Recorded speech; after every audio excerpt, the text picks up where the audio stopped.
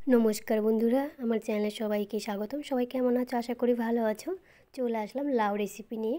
লাউটা আমি নিরামিষভাবে রান্না করব। চলো বন্ধুরা, দেখতে থাকো ভিডিওটি। বড় সাইজের একটা লাউ নিয়ে নিয়েছি।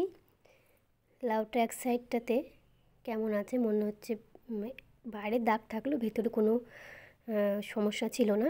তো লাউটা আমি বের করে নিলাম। সাথে লাগছে বড়িও নিয়ে নিয়েছি। এবার লাউটা আমি কেটে নেব। বড়ি দিয়ে লাউ রান্না করলে খেতে কিন্তু খুব ভালোই লাগে। লাউটা কেটে নিলাম। এবার আমি লাউ কাটার আগে ধুয়ে নিয়েছি, চিলে ধুয়ে নিব।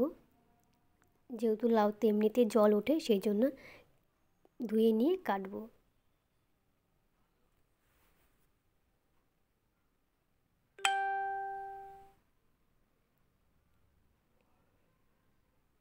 এবারে আমি একটু মোটা মোটা করে কেটে নেব। এই দেখো বন্ধুরা, এইভাবে কেটেছি।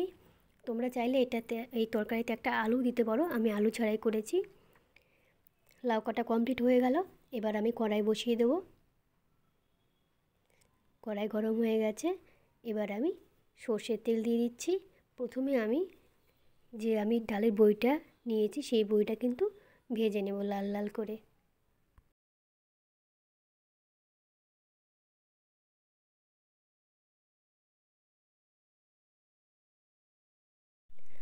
বড়িটা ভাজা হয়ে গেছে, এবার তুলে নেব।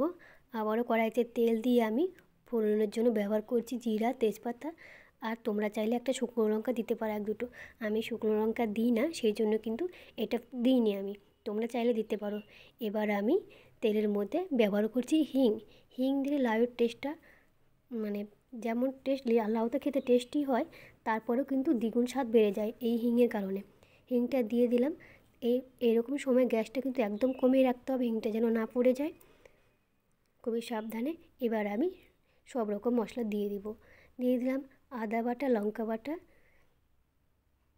লবণ, হলুদ, সবটা দিয়ে একটু জিরা গুঁড়ো দিয়ে দিলাম। জিরা গুঁড়োর মধ্যে আমার সমস্ত রকম পাঁচমিশালি মশলা একসাথে করা আছে, ধনে, জিরা, তারপর রাঁধুনি টাধুনি যত রকমের মশলা হয় সেটা কিন্তু একসাথে আমি জিরা গুঁড়োর মতো করে রেখেছি, মিক্স মশলা। সবটা দিয়ে দিলাম। এবার একটু নাড়াচাড়া করে অল্প করে জল দিয়ে দিলাম মশলাটা কষানোর জন্য।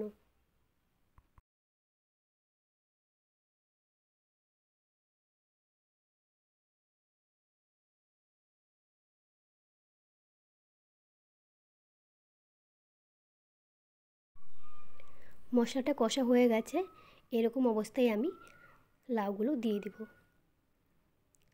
লাউটা দিয়ে আমি মশলার সাথে ভালোভাবে কষিয়ে নেব।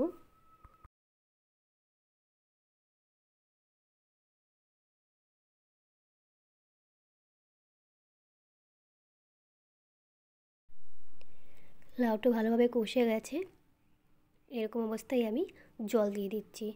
জল দিয়ে ঢাকা চাপা দিয়ে দেবো, যাতে লাউটা সেদ্ধ হয়ে যায়।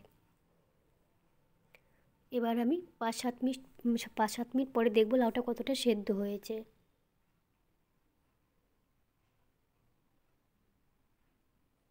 সেদ্ধ হয়ে গেছে। আর একটু ডালের বড়িতে যেহেতু একটু সময় ফোটাতে হবে, সেই জন্য আমি আর ঢাকা দিলাম না। এবার আমি ভেজে রাখা ডালের বড়াগুলো দিয়ে দিলাম। এবার নেড়ে চেড়ে নেব।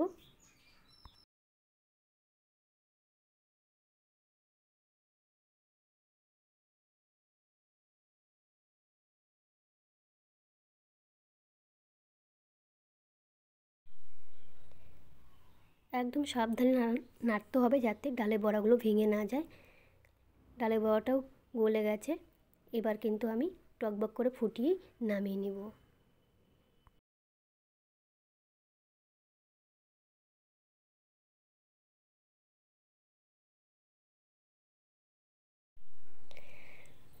লাউ তরকারি রান্না করা কমপ্লিট। এবার নামিয়ে নিলেই রেডি হয়ে যাবে নিরামিষ ডালের বড়ি দিয়ে লাউ তরকারি। এইভাবে করে খাবে, দেখবে সত্যি খেতে খুবই সুন্দর হয়। তার মধ্যে যদি হিং পড়ে তাহলে তো তারও স্বাদ অসাধারণ হয়ে যায়। তো তোমরা ওইভাবে করে খেও। আর ভিডিওটি যদি ভালো লেগে থাকে তাহলে একটা লাইক এবং কমেন্ট করে দিও। চ্যানেলটি সাবস্ক্রাইব করে পাশে থেকো।